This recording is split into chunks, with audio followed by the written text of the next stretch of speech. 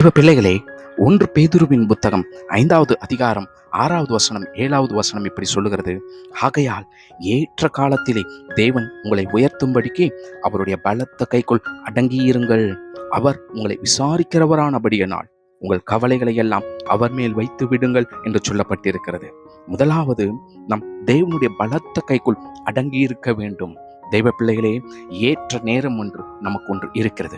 அந்த ஏற்ற நேரத்திலே தேவன் நம்மை உயர்த்த வேண்டும் என்றால் நாம் அவருடைய கரங்களுக்குள் அடங்கி இருக்க வேண்டும். அது எதை வெளிப்படுத்துகிறது?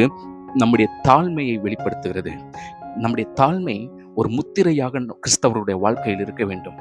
அந்த தாழ்மை இருப்பவர்களை தான் தேவன் ஏற்ற வேளையிலே உயர்த்துவார். காரணம், அவர் உங்களை விசாரிக்கிறவராய் இருக்கிறபடியினால் உங்களுடைய கவலைகளை எல்லாம் அவர் அறிந்திருக்கிறார்.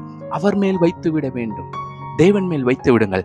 மனத்தாழ்மை உள்ளவன் எப்பொழுதும் அடுத்தவர்களை கண்டு சஞ்சலப்பட மாட்டான்.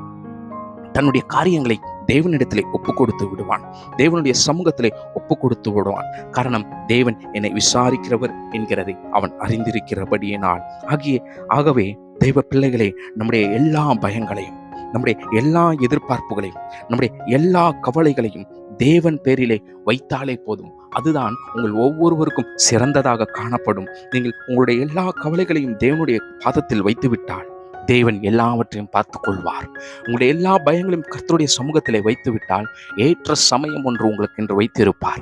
அதுவரையிலும் பொறுமையோடு, தெய்வ பக்தியோடு, மனத்தாழ்மையோடு காணப்படும் பொழுது ஏற்ற வேளையிலே எவர்களெல்லாம் உங்களை அவமானப்படுத்தினார்களோ அவர்கள் மத்தியிலே கர்த்தர் உங்களை உயர்த்தி மேன்மைப்படுத்துவார். பயப்படாதீர்கள், கர்த்தர் உங்களோடு கூட இருக்கிறார். God bless you.